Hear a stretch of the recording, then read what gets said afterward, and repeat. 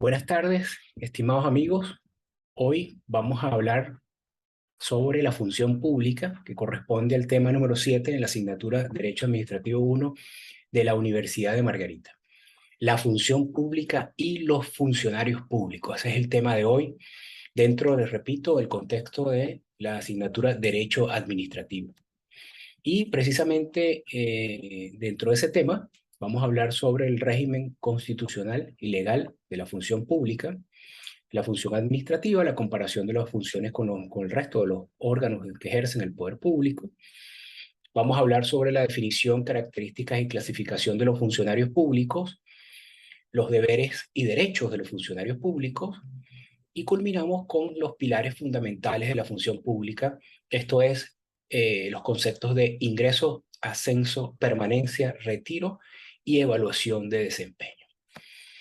En primer lugar, cuando nos vamos a referir a la regulación constitucional o al soporte constitucional de la función pública en Venezuela, debemos necesariamente hacer la siguiente aclaratoria. A partir de la Constitución de 1999, la Constitución que actualmente se encuentra vigente, independientemente de las enmiendas realizadas y, por supuesto, las reformas por vía de corrección por error material, este texto constitucional constitucionalizó algunas normas del derecho administrativo y algunas instituciones propias del derecho administrativo.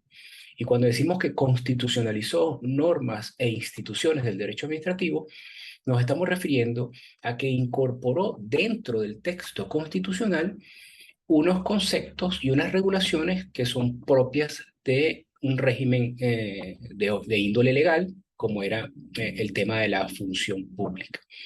Igualmente, tenemos que aclarar que originalmente y tradicionalmente a la función pública también se le ha denominado el régimen o el derecho de la carrera administrativa, porque por supuesto que dentro de la función pública, uno de los elementos centrales de la función pública es precisamente la carrera administrativa. Pues bien, dentro de las normas que hoy en día se encuentran en el texto constitucional referidos al régimen constitucional de la función pública, están los artículos 144 al 149 específicamente. Por supuesto, igualmente hay que tener en cuenta el régimen general de la administración pública y principalmente ese gran artículo 141 que se refiere a los principios fundamentales de la administración pública y al carácter que tiene la función pública frente al ciudadano, al carácter vicarial, al carácter de servicio al ciudadano que se consagra y se respeta en el texto constitucional. Eso hay que tenerlo en cuenta porque esa premisa es fundamental y trascendental para entender todo el régimen a continuación de la función pública. Los principios de la administración pública, el carácter de la administración pública y, por supuesto, la noción y la finalidad última del propio Estado, que no es otro que garantizar la dignidad del ser humano. Pues bien, dentro de ese contexto de servicio de la administración pública y por supuesto de los agentes que interactúan dentro de la administración pública, como son los funcionarios públicos, nos encontramos con unas normas constitucionales que son coherentes al sistema. En primer lugar, el artículo 144 de la Constitución, que es donde se consagra la necesidad de dictar una ley, o mejor aún, un estatuto de la función pública para que rija toda la relación de empleo público, la relación que tienen los funcionarios públicos con el Estado, con la administración que les sirve como patrono, para determinar las reglas de funcionamiento. Y en definitiva son reglas estatutarias, y eso es lo que nos aporta en primer lugar esa distinción que tiene la función pública con el régimen de derecho laboral ordinario.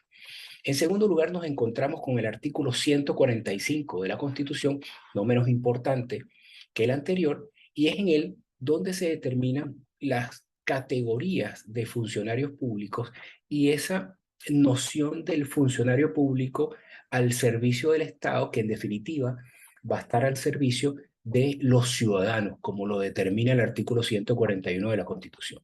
Entonces, observamos en el 145 esa característica de servidores públicos de los funcionarios públicos, fundamentalmente. En el tercer lugar, nos encontramos con el artículo 146 de la Constitución. Es un artículo también muy importante en lo que respecta al régimen constitucional de la función pública, porque allí se empiezan a perfilar los tipos de cargo que vamos a encontrarnos dentro de la administración pública. Es allí, por ejemplo, donde se determina que los cargos dentro de la administración pública son principalmente los cargos de carrera administrativa, pero que también nos vamos a encontrar dentro de esa clasificación de cargos de la función pública con aquellos cargos de libre nombramiento y remoción, los cargos de elección popular y, por supuesto, el régimen excepcional que van a tener los empleados contratados y los obreros al servicio de la administración pública.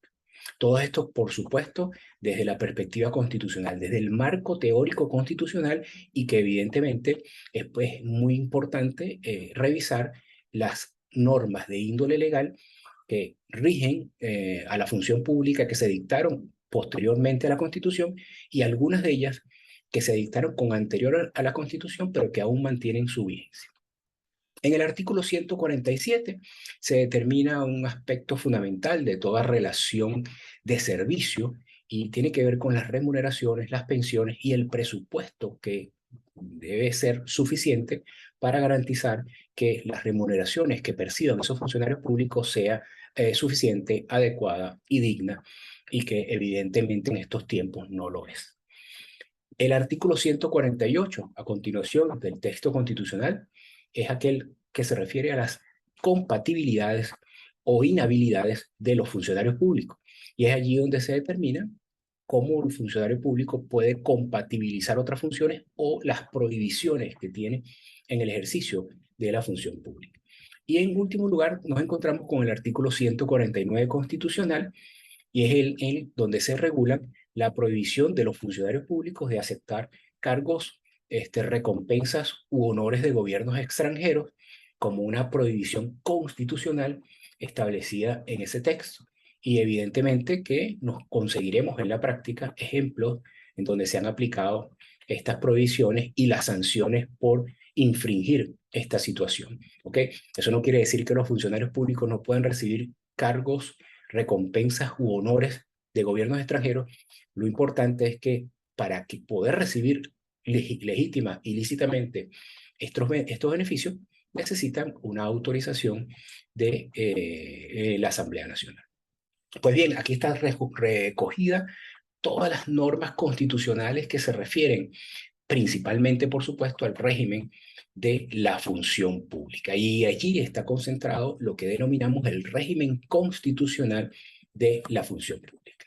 Pero, ¿qué es la función pública? Eso, por supuesto, tienen ahí una caricatura para que nos distraigamos un poco.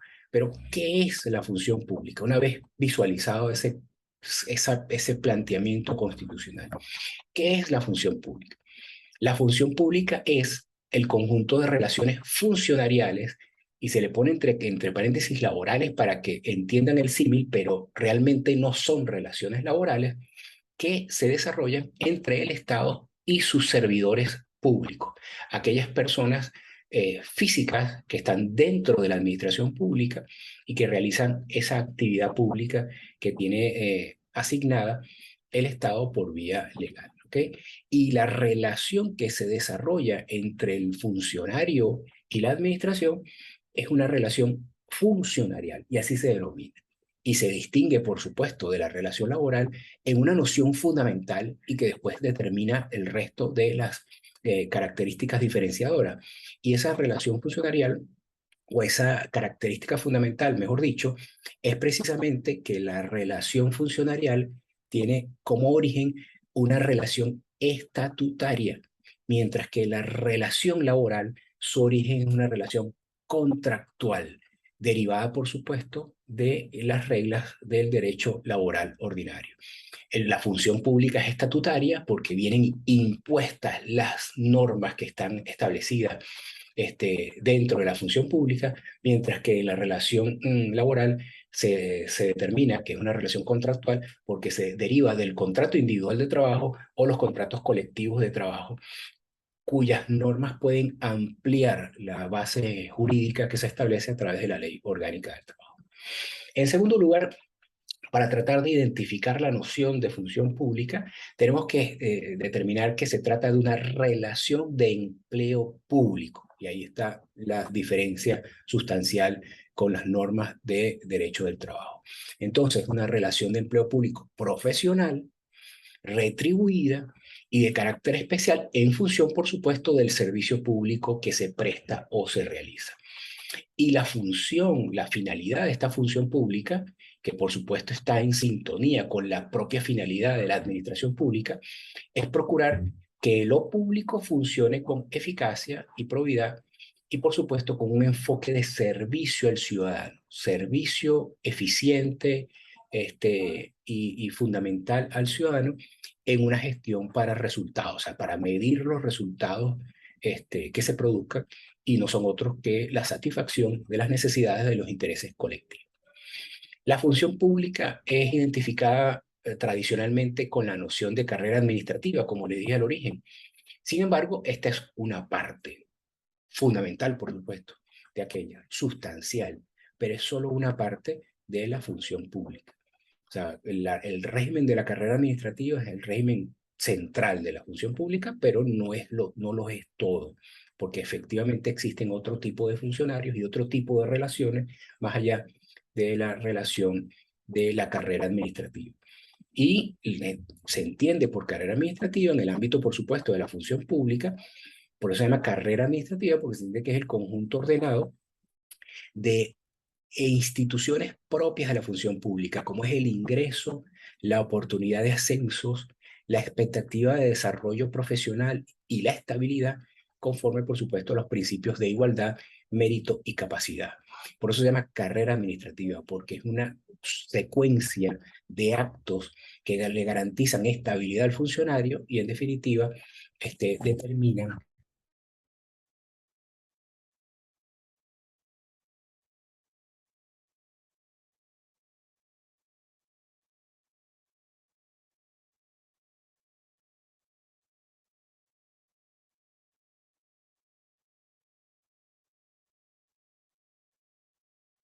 la función pública estaría dentro de la actividad administrativa, dentro de esa actividad pública.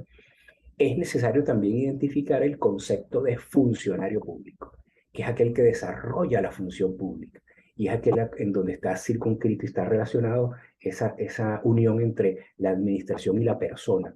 La persona pública, como lo vimos en los temas anteriores, persona jurídica pública, pero dentro de sí, dentro de esa estructura, hay unas personas físicas, unas personas naturales, que son los funcionarios públicos.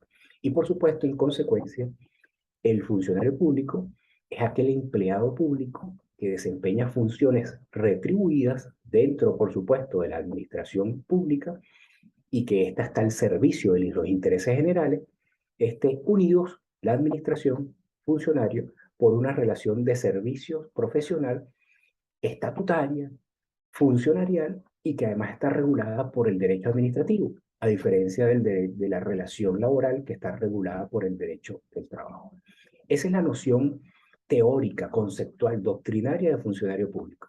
Pero también nos vamos a encontrar con una noción legal, positiva, de funcionario público. Y es aquella que está prevista en el artículo 3º de la Ley del Estatuto de la Función Pública, que es esa ley que se dicta bajo el amparo de aquella norma constitucional a la cual nos hemos referido, que es el artículo 144, y que obligaba a dictar una ley específica que regulara la relación de empleo público y en consecuencia es la Ley del Estatuto de la Función Pública, cuyo año de publicación es el año 2002, para que lo tengan de referencia. En consecuencia, para el abordaje de esta asignatura es necesario que cuenten con la Constitución de la República Bolivariana de Venezuela, a la cual nos hemos referido hace unos minutos, y por supuesto la Ley del Estatuto de la Función Pública. Pues bien, en ese artículo 3 de la Ley del Estatuto de la Función Pública se conceptualiza, se genera un concepto de funcionario público a los fines, por supuesto, de la regulación que aporta la Ley del Estatuto de la Función Pública. Dice el artículo 3, será toda persona natural, y sin duda alguna no puede ser persona jurídica, porque es el funcionario público, será toda persona natural que, en virtud de nombramiento expedido por la autoridad competente, se desempeñe en el ejercicio de una función pública remunerada con carácter permanente. Ese es el concepto legal de funcionario público que determina la ley del Estatuto de la Función Pública. Entonces, en primer lugar, ese concepto nos dice que para ser funcionario público tiene que ser una persona natural. Punto. En segundo lugar, nos dice que esa persona natural que va a ser considerada funcionario público debe tener un nombramiento que lo determine como tal, como funcionario público, y ese nombramiento debe estar expedido por una autoridad competente. ¿Qué quiere decir una autoridad competente? Bueno, que emita la designación como funcionario un órgano o una autoridad que tenga la competencia para designar funcionarios públicos dentro de su seno. Entonces es importante esas dos primeras premisas, que sea una persona natural y que cuente con un nombramiento expedido por una autoridad competente. Además, esa persona tiene que ser designada para desempeñar un ejercicio dentro de la función pública y ese ejercicio tiene que ver tiene que contar con una retribución económica, porque si no, no se entiende que es un funcionario público. Puede ser un colaborador ocasional o una persona altruista que quiera desempeñar alguna función al servicio de la administración pública, pero si esos cargos de la administración pública, como los vimos hace unos minutos, debe contar con un presupuesto, efectivamente ese presupuesto es para pagar el sueldo que debe percibir ese funcionario público. Y por último, esa designación se hace con ánimos de permanencia. ¿Okay? Para entender que es un funcionario público, esa designación de esa persona se le ha girado con carácter permanente para que esté allí durante un tiempo indefinido y cumpliendo una función determinada. Esa es la noción general de funcionario público que nos aporta el artículo 3º de la Ley del Estatuto de la Función Pública, que no es la única, además. Es importante también aportarle que pueden conseguirse conceptos de funcionario público en otras normas y sobre todo en normas que tienen que ver con el derecho público. Por ejemplo, en la ley contra la corrupción, en el artículo 2, se pueden conseguir con un concepto de funcionario público, pero efectivamente a los fines de la aplicación de esa ley en particular. A los fines de la aplicación del régimen del funcionario público, del régimen de la función pública, nos vamos a quedar con la definición del artículo 3º de la Ley del Estatuto de la Función Pública. Otra de las normas que es interesante revisar y que ha sido una tradición en la legislación venezolana y que tiene que ver también con la noción de funcionario público, es un artículo que tradicionalmente ha estado en la Ley Orgánica del Trabajo y que se ha repetido a lo largo del tiempo independientemente de las reformas que ha sufrido esta norma. Anteriormente estaba en el artículo 8 de la Ley Orgánica del Trabajo, hoy en día está en el artículo 6 de la Ley Orgánica del Trabajo, los trabajadores y las trabajadoras. En ese artículo 6 se regula una serie de circunstancias bien interesantes y además importantes, porque fíjense ustedes que está en la Ley del Trabajo, pero es para aplicarlo, para entender el régimen incluso de la función pública. Leamos ese artículo 6 rápidamente rápida y resumidamente. El artículo 6 dice así, en línea general, los funcionarios públicos se rigen por las normas sobre la función pública, sin duda alguna que esas normas que acabamos de ver y que vamos a empezar a ver, en todo lo relativo a su ingreso, ascenso, traslado, suspensión, retiro, sistemas de remuneración, estabilidad, jubilaciones, pensiones, régimen jurisdiccional, hasta ahí. Y además dice esa norma, este artículo 6 de la Ley del Trabajo dice, y por los beneficios acordados en esta ley, en la Ley del Trabajo, en todo lo no previsto en aquellos ordenamientos. ¿Qué quiere decir esto? Que la Ley del Trabajo, de forma muy interesante, le amplía los derechos a los funcionarios públicos en lo que no esté regulado en la Ley del Estatuto de la Función Pública. En lo que respecta a los pilares fundamentales de la función pública, en la estructura, los procedimientos, el régimen sancionatorio, el régimen disciplinario, todo eso va a ser aplicado a través de la Ley del Estatuto de la Función Pública. Pero los beneficios socioeconómicos que escapen del planteamiento de la Ley del Estatuto de la Función Pública, se puede aplicar en ese caso las normas que están establecidas en la Ley Orgánica del Trabajo para esos funcionarios públicos. Además, esta norma de la Ley Orgánica del Trabajo es coherente con el planteamiento constitucional y dice a renglón seguido que los funcionarios públicos que desempeñen cargos de carrera tendrán derecho a la negociación colectiva, a la solución pacífica de los conflictos y a ejercer derecho a huelga en cuanto sea compatible, por supuesto, con la naturaleza jurídica de los servicios que se prestan y con las exigencias de la propia administración pública. Esta norma reconoce algo que ya se venía reconociendo por vía jurisprudencial y que al principio era difícil de entenderlo, que los funcionarios públicos de carrera, que en otros tiempos se les había negado el derecho a la negociación colectiva y a la solución de sus conflictos por vía colectiva y, por supuesto, el derecho a huelga, bueno, se les reconoce definitivamente en la Ley Orgánica del Trabajo ese derecho que tienen como servidores, en este caso, de la administración pública. Eso sí, no podrán tener el ejercicio de ese derecho de manera absoluta. Evidentemente que tendrán ciertas limitaciones en función de los servicios que se presten, porque normalmente esos funcionarios públicos prestan servicios públicos y los servicios públicos tienen que ver con la cobertura del cumplimiento de las necesidades muchas veces vitales de los ciudadanos. Y es posible que la suspensión de esos servicios por algún conflicto colectivo, funcionarial o laboral, bueno, perjudique a terceras personas y eso no es posible desde el punto de vista del derecho venezolano. Se debe garantizar la continuidad de los servicios públicos y esa se traduce en una limitación del ejercicio de esos derechos colectivos de algunos funcionarios, de algunos trabajadores, para desarrollarlos en unas condiciones donde se garantice la prestación de estos servicios. Además, ese artículo 6 sigue determinando ciertas situaciones interesantes. Bueno, dice los trabajadores contratados y los obreros al servicio de la administración pública tienen un régimen especial. Se rigen fundamentalmente por el contrato para los contratados y la ley orgánica del trabajo, tanto para los contratados como para los obreros. También es una norma coherente y consecuente con las reglas que ya se venían aplicando en la función pública y para los trabajadores contratados o los obreros que prestan servicios a la administración pública. Por último, esta norma también aporta derechos sobre la antigüedad y determina que el tiempo desempeñado en la administración pública será considerado para todos los efectos legales y contractuales como tiempo de servicio efectivamente prestado y computado a la antigüedad, tanto de un lado como de otro. Incluso los trabajadores que han sido trabajadores mixtos, que han prestado servicio en la administración pública o han prestado servicio en administraciones privadas, bueno, su antigüedad computa para algunos beneficios socioeconómicos y que hay que determinarlos concretamente en algunos de ellos para entender el alcance de los mismos. Rápidamente, clasificación de los funcionarios públicos.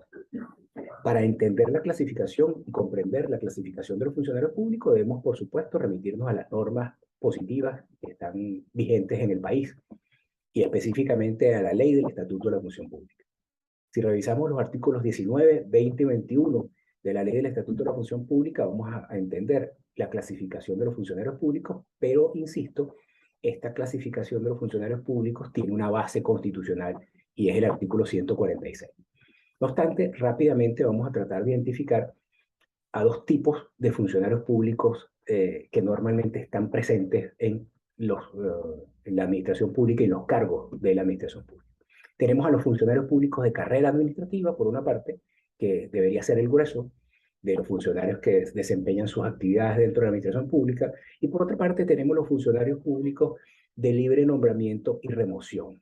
¿Okay? En el artículo 19 encontraremos a los funcionarios de carrera. ¿Cuáles son los funcionarios de carrera? Los funcionarios de carrera son aquellos que ingresan a la administración pública a través de un concurso público, pasan el periodo de prueba y, por supuesto, después son nombrados de manera permanente para un cargo de carrera. Y eso es importante tenerlo claro. Lo importante es para que el funcionario se entienda que es un funcionario de carrera, originalmente, por supuesto, es que sea desempeñado o se desempeñe y se nombre para un cargo de carrera. El cargo es determinante, es importante. Y por supuesto debe cumplirse con, además, los requisitos para ese ingreso legítimo y legal en la función pública, que es haber superado un concurso público organizado de manera lícita. Y por supuesto, una vez obtenido la mayor puntuación en el concurso público, superado el periodo de prueba. Por otra parte, tenemos a los funcionarios de libre nombramiento y remoción. Su propio nombre nos indica cuál es el sentido fundamental o las características fundamentales de este tipo de funcionarios. Son aquellos funcionarios que pueden ser nombrados y removidos libremente por parte de la autoridad competente sin más limitaciones que las que establece la ley. Y la categorización de estos funcionarios también se subclasifica. Dentro del artículo 20 y el artículo 21 de la Ley de Estatuto de la Función Pública, nos vamos a conseguir a dos tipos de funcionarios de libre nombramiento y remoción. Evidentemente, estos funcionarios van a ser nombrados para un cargo de libre nombramiento y remoción. No es posible entender que se nombre a unos funcionarios bajo el régimen de libre nombramiento y remoción para un cargo de carrera. Ya entendemos que el cargo es determinante. Y para entender y saber si estamos frente a un cargo de libre nombramiento y remoción o un cargo de carrera, debemos remitirnos a revisar los manuales de clasificación de cargos que deben existir dentro del seno de la administración pública. Normalmente en los manuales de clasificación de cargos vamos a conseguir a los cargos de carrera sin duda. Muchas veces algunos manuales han incorporado cargos de libre nombramiento y remoción, pero fundamentalmente en los manuales de clasificación de cargos nos conseguiremos determinados cuáles son los cargos de carrera. Y los cargos de libre nombramiento y remoción normalmente están determinados en otros instrumentos jurídicos, pero también deben contar con algún soporte porque adicional a esa manifestación y esa visualización estructural del cargo debe contar con una referencia presupuestaria, y eso es importante tenerlo en cuenta. Lo cierto es que tenemos en consecuencia dos tipos de funcionarios, funcionarios de carrera y funcionarios de libre nombramiento y remoción. Pero los funcionarios de libre nombramiento y remoción también se clasifican en dos grandes grupos. Están los funcionarios de alto nivel y por otra parte los funcionarios de confianza. Los funcionarios de alto nivel tienen que ver con el cargo específicamente. Si nombro un funcionario de libre nombramiento y remoción a un cargo de alto nivel, evidentemente que el funcionario será un funcionario de alto nivel y por ende de libre nombramiento y remoción. Pero lo importante es el cargo al cual se ha asignado ese funcionario.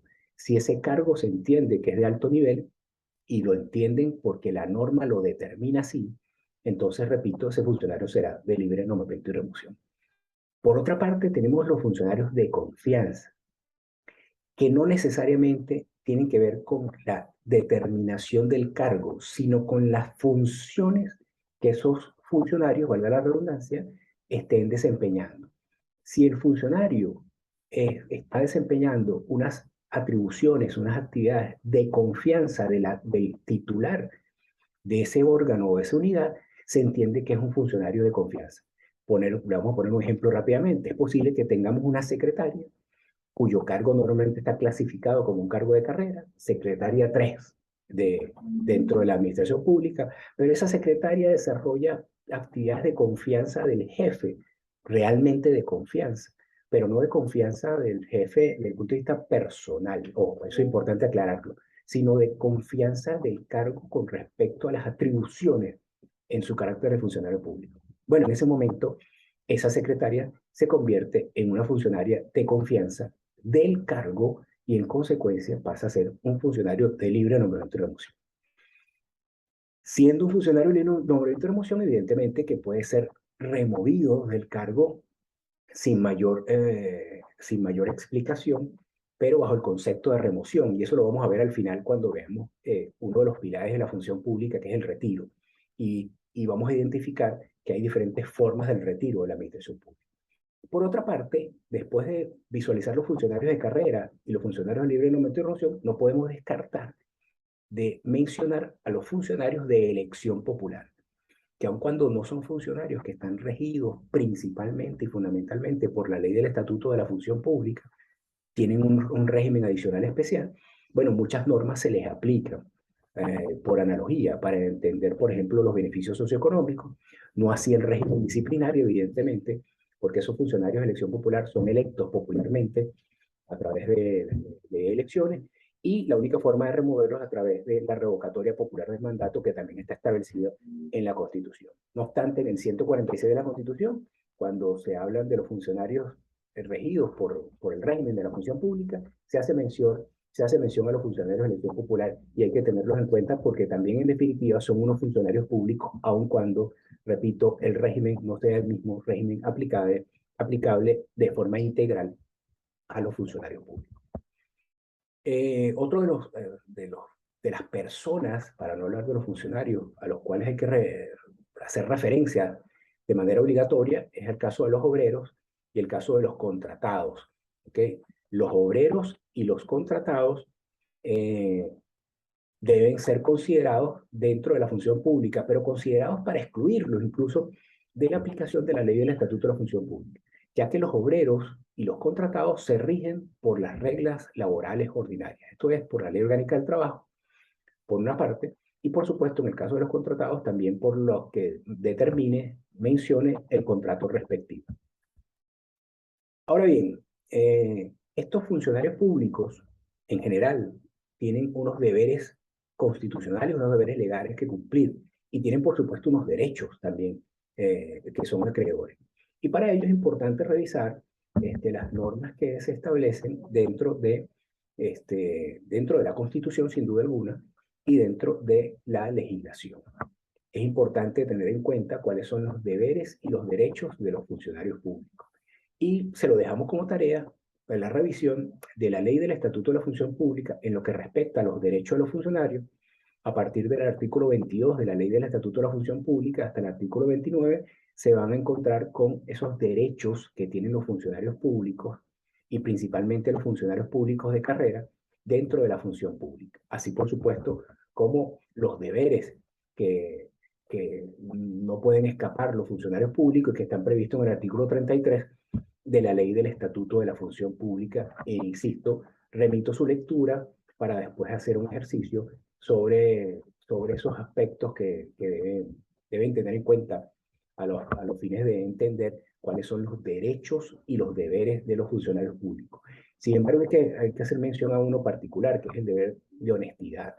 Los funcionarios públicos están ahí desde el punto de vista del servicio al ciudadano y, por supuesto, bajo parámetros de eficiencia, honestidad, celeridad, transparencia, que deben cumplir dentro de toda esta regulación que aporta el derecho a la función pública.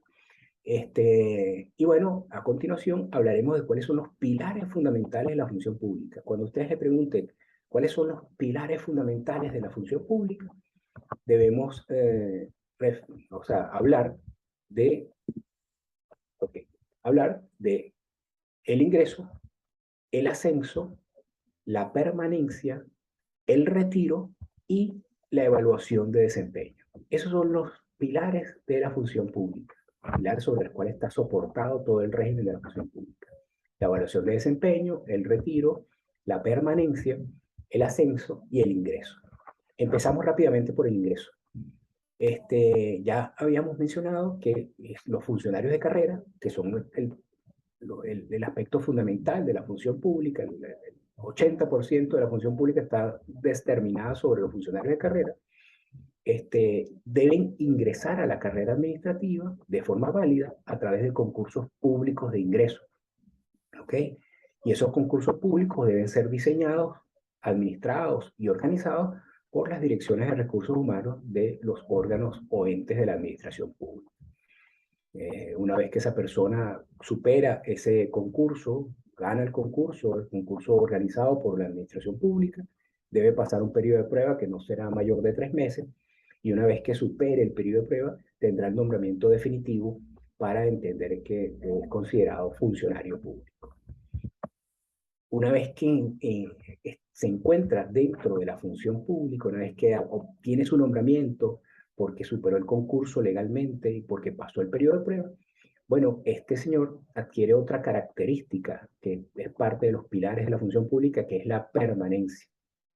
La permanencia supone que esa persona que adquiere la condición de funcionario público, una condición jurídica, un beneficio importante, esa condición no se extingue bajo ningún concepto, salvo, por supuesto, que incurra en una irregularidad y que suponga una falta que genere su destitución del cargo. En consecuencia, pudiera plantearse esa situación. Pero bajo ningún concepto, salvo, por supuesto, el caso de la destitución, esa condición de funcionario público de carrera administrativa no se extingue. Es importante tenerlo claro y por eso se entiende que la condición de funcionario público, la condición de funcionario de carrera administrativa, supone permanencia, supone estabilidad absoluta en el cargo, que solo puede ser extinguida a través de un procedimiento administrativo disciplinario que suponga en definitiva su destitución, siempre y cuando se le demuestre que ha incurrido en una irregularidad de tal magnitud que comporte la destitución de la función pública. Esa carrera administrativa de ingreso y por supuesto que plantea una permanencia también supone la idea de ascenso, por eso que se llama carrera administrativa, porque ingresas a un cargo, pero tienes la posibilidad, además el derecho, no solo la posibilidad del derecho, de ir ascendiendo dentro de la estratificación de la carrera administrativa, dentro de la escala que se establecen de los cargos públicos. Y ese es otro derecho que además se convierte, repito, en un pilar fundamental de la función pública y en definitiva de la carrera administrativa. La idea de darle estabilidad al funcionario y reconocerle por méritos, por supuesto, sus derechos, como es el derecho de ascenso, no es simplemente reconocer un derecho individual al funcionario, sino generar estabilidad para que la función pública, el servicio de la administración pública sea eficiente, sea estable, las personas no dependan de condiciones de otra índole, de intereses subalternos, y que sienta estabilidad y pueda cumplir con eficiencia una función pública determinada. Y por eso es la idea, de, por ejemplo, de los pilares de la función pública, del ingreso, permanencia y ascenso. Y que además, por supuesto, tiene que ver con esta forma final que sería el retiro de la función pública. Ya manifestamos que dentro de la carrera administrativa la idea es una carrera de permanencia, ¿ok? Y en consecuencia, si la idea es de permanencia, hay que darle estabilidad. Entonces, la primera causal de retiro de la administración pública tiene que ser voluntaria, o sea, tiene que ser a través de la renuncia del propio funcionario, para que se entienda que se ha extinguido la carrera administrativa, o por lo menos ha puesto fin al cargo al cual está determinado. En segundo lugar, también es posible entender y por supuesto retirar a ese funcionario por la pérdida de la nacionalidad, siempre y cuando por supuesto sea obligatoria tener la nacionalidad venezolana para el ejercicio de la función pública determinada. En tercer lugar, que tiene que ver con normas de derecho civil, son lógicas, la pérdida por una causa de interdicción civil determinada por incapacidad, por pérdida de su capacidad por alguna circunstancia, evidentemente eso supondría la pérdida de la capacidad para obrar y en consecuencia la exclusión de la función pública por incapaz. En cuarto lugar, por jubilación. También el funcionario público puede terminar su carrera por jubilación, regido por las normas.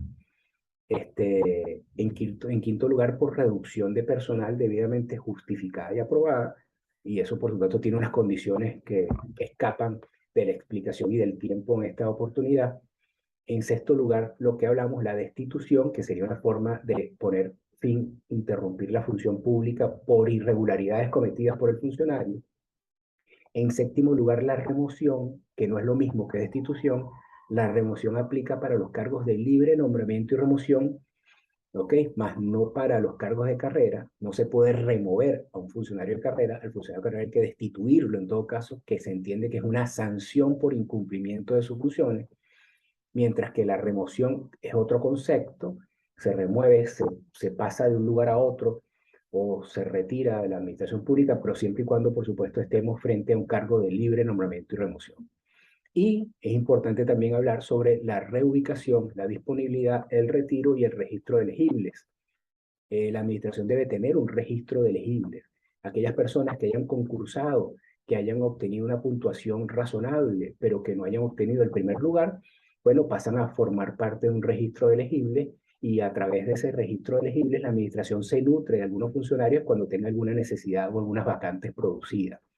Igualmente en el caso de la remoción puede implicar reubicación, la destitución no. Cuando se remueve un funcionario de un cargo puede ser reubicado a otro cargo.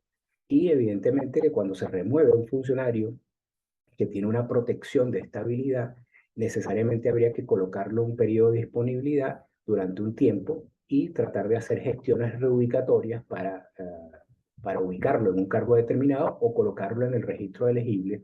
Y evidentemente que si no hay otro cargo donde reubicarlo, tendría que retirarse de la administración pública.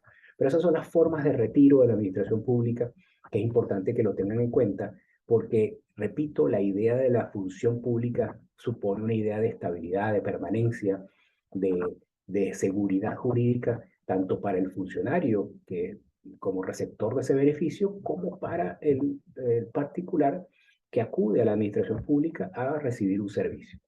Por último, es importante hablar de las evaluaciones de desempeño.